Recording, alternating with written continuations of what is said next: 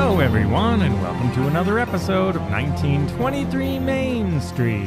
Home of the Disney Travel Podcast with the latest Disney travel news. We are your hosts. I am Mike Braddock. And I'm Amelia Braddock. And today, we finally have the menu for Tiana's Palace at Disneyland Park and some upcoming closures at Beach Club and Yacht Club Resort. Yeah, I want to start with that one because I have an interesting question that may be only me that answers it a certain way. But my question to you is, would you stay or would you want to stay at Disney's Beach Club or Yacht Club if Stormalong Bay wasn't available? Now, see, that's an interesting question when you phrase it like that way, because the way that you phrased it to me was if you had to stay in that area. So you're really asking, do Beach Club and Yacht Club compare to Boardwalk if you take away Stormalong Bay? Well, I'm just saying, would you want to stay at those hotels? Forget where they are even. Would you want to stay there if the pool complex was closed? Well, not if I'm going to go stay at the Grand Floridian, but if my only other option is Boardwalk, then yeah. All right, you're hedging and not answering the question. The answer for me is no. I would not want to stay there if the pools are closed. And this is a pool closure alert. So if you have not heard, the iconic 3-acre plus almost water park of Stormalong Bay, the only Disney World pool that requires a wristband to get into, will be closing from January to May 2025. Yeah, and when I first saw this, because we're on wait list for March 2024, and I went, oh no, and I was going to cancel my wait list. So they're giving us lots and lots of warning. Once again, Stormalong Bay will be closed for refurbishment. This is 5 months, and if it goes longer, it'll be half a year. So it's quite a long refurbishment, but hey, it's quite a big water complex. That's true. I'm excited to see what they're going to do with it, make it even better. Yeah, and to be clear, this is Stormalong Bay and the Shipwreck Pool. So the Shipwreck Pool is where you board the gigantic water slide, but it's also the kiddie pool. And Amelia, you loved that when you were younger. There's a little slide in the Shipwreck Pool. It is such a fun time. Yeah, it's a great little pool. So both of those will be closed for maintenance for at least 5 months in early 2025. So you've got lots of planning time. Now, during this time, the Tidal Pool, Admiral Pool, and Dunes Cove pools will all be open. So it's not like there's going to be no pools. They do have a few other pools there, and the DVC pools as well are included there. So, but will it affect your desire to stay at the resort? For me, it's a yes. I would not want to stay at Yacht or Beach without Stormalong Bay. Well, I would agree with that. I think the way that you said it was, maybe we'll try for Boardwalk. And then that became your new question, which to me, it's like, if I'm going to stay in that area, I'm going to stay at Beach Club. Yeah, but that's even an without interesting Stormalong question, Bay. right? So the reason, now we're Grand Floridian Home Resort, obviously our favorite since it opened. I also like Bay Lake Tower too in that area, and Contemporary Resort, which you do like. I do like Contemporary. Now, if you wanted to stay though in the Epcot/Hollywood Studios Resort area, would you then choose Boardwalk? Or would you say, you're saying, no, I'd rather go back to the Grand Floridian? I would say if I have to stay in that area, I'm going to stay at Beach Club regardless of Stormalong Bay. But I would prefer to just leave the area and come back when it's open again. Like for me, it's almost a mental thing that Stormalong Bay is such a huge area right out in front of the resorts.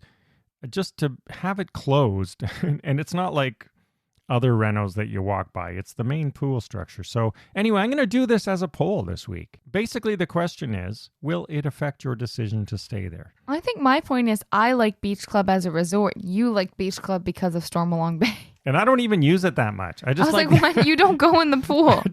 I do like the slide. I just like the idea of it being there and having it closed. I don't know. The other pools are going to be super crowded if it's the same volume. Now they're doing it. Well, it goes into spring break, so I was going to say it's the off season, but it's not summer at least. There's not a 5-month-long off season, I promise you that much. Yeah, that is very true. So, and once again, January 2025 through May 2025, Stormalong Bay and the Shipwreck Pool will be closed. So check my social feeds to answer the poll. Will you not stay there because of this? I'll word it appropriately.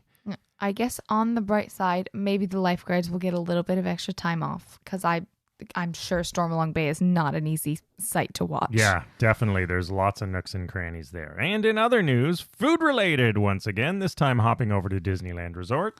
Yes, they have given us the menu for Tiana's Palace, and it looks quite good in my opinion. Yeah, I agree. It opens on September 7th, so pretty soon. And you're going to get that taste of Nolans coming your way. Yeah, so we're hoping to head back here sometime soon, and I'm looking forward to trying a lot of these dishes.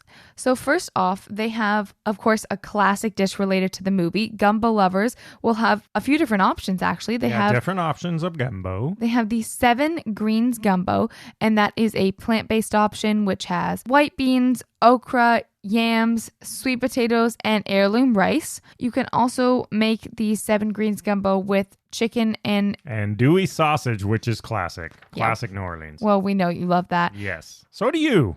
Well, of course, but you mentioned it first.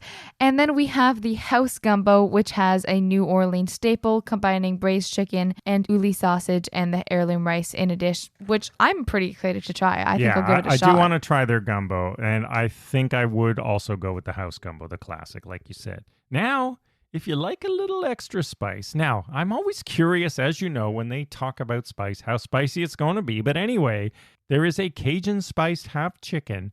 I'm torn because I don't usually like half chicken because I only got to deal with the bones and all that stuff. I read that as half spiced, and I was like, oh, did they just like spice half of the chicken? Were they like... That's actually not a bad idea for sharing. You got half spice rub on one side and half non-heat spiced rub on the other. But anyway, this is a half chicken that is spiced, and it's brushed with a house-made chicory barbecue sauce, and it's served with baked macaroni and cheese and coleslaw. Now, sandwiches you're not a big fan of, are you? I was just about to say the complete opposite. Oh, well, tell us about the muffuletta sandwich. Yes, so this has mortadella, salami, rosemary ham, cheddar, provolone, lots of cheese, and house-made relish on top of New Orleans sesame seed bread. It's an olive relish, too. I think I'll like that. I just had to think about it for a sec. Yeah, a lot of unique flavors in this one, lots of cheese and meat, but it sounds good. A lot of this tends to be more New Orleans classic food, obviously fitting the theme. I think I'll skip that one and go for the next one. Yeah, I would have to agree with that. But it does sound good. Next up, we have the beef po' boy sandwich, and this has slow cooked beef coated with gravy and fully dressed with shredded lettuce, tomato, and mayonnaise atop a New Orleans French bread. This to me sounds like one I think you might even try. Yeah, I would get it without the lettuce, tomato, and mayonnaise, but I'm picky, so don't judge me. And both of these are served with red beans and rice and house-made pickles, which I'll also take your pickles, no doubt. Yes. Oh, I also want to try our next item on the list. You do? I'm surprised. I love shrimp. Yeah, but do you like shrimp and grits? Well, they're back. You can try them. Grilled shrimp tossed in a Creole sauce, and they're paired with cheesy grits. Oh, you'll like cheese grits. And this is a classic New Orleans dish. I don't think you've had it before, but others in our family do enjoy shrimp and grits. Now, I was going to say, to be honest, I'm more excited about these side dishes. I was just going to say that. Tell us about the sides. First off, I want to give a special shout out because the picture just makes it look so good. They have buttermilk cornbread, and they also have baked macaroni and cheese, like we mentioned earlier, the red beans and heirloom rice, as well as, classics like coleslaw and the cheesy grits placed in heirloom rice as well. So lots of good items coming up. And for the kiddies, it's an interesting kids menu. It's not your typical burgers and fries, obviously. So a roasted chicken drumstick served with a sweet barbecue sauce and heirloom rice. Then, sort of not quite a grilled cheese, but close. Oh, pretty close. Almost like a croque monsieur in France. Yeah, lots of kids love ham on grilled cheese, and so they have the toasted ham and cheese sandwich, and it is topped with ham and provolone. Yep. And then finally, they have the classic baked macaroni and cheese, which is a menu as well, and they all come with, the little mandarin orange, applesauce, and then you can have like the small milk or the disani water. Now, the next one, I'm curious to ask you if you would like this, because I know you like beignets, but this one looks like it's more for you. It's it's the house-filled beignet, it's called, and this features a lemon icebox pie filling topped with lemon glaze for the perfect bite. I would definitely eat this. I was going to say, if you order it, I would give it a shot. I think it won't be as bad as your 4-cheese beignet that you like from the France Pavilion as Epcot. That is delicious. I don't mean bad in terms of taste. I mean in terms of filling. I think it's going to be lighter and easier to eat than the 4-cheese beignet because it's not stuffed with cheese. Maybe. Well, even still, same thing at the French Pavilion. They had in March, they had the beignet caramelise, and that was later because it was more sugary. So I think this will be closer to that than the 3-cheese. And if you like coffee, there's an interesting one. Looks great in the picture. I think I would try it. Yes. This is the Joffrey's Coffee Chicory Cold Brew, and it is topped with sweet cream. And of course, there's a Ray Firefly Glow Cube, which you can get with the purchase of a beverage if you want it to light up.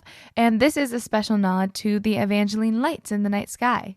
So Yeah, that's cool. one merchandise item. And then there's another one that you can take home if you want a Tiana's Palace takeaway. Yes. You can also have the Lily Pad Lotus Cup ceramic set. And this comes with the house-filled beignet. Oh, well, there you go. And it's interesting. They've got a special note at the bottom of their news release about this. Yes. So you can only buy 10 per person of the Ray Firefly Glow Cube and only 2 per person per transaction for the Lily Pad and Lotus Cup ceramic sets. Yeah, so I don't know I guess they've had eBay. Issues with people. Yeah, the eBay. People stocking up on items. That's where so they are had limiting issues. your items. So there you go. That's the news for this week. New dining and no pool coming up in 2025. I still like Beach Club. I'm a supporter. Yeah, we'll see what our fans think here on social media. Everyone listening, please fill out the survey when I post it and tell us if you think Stormalong Bay, closure, not a big deal, still love the resort. All right, thank you for listening. As always, follow along on social media at 1923 Main Street. We'll see you again next week and have a magical day. Bye-bye.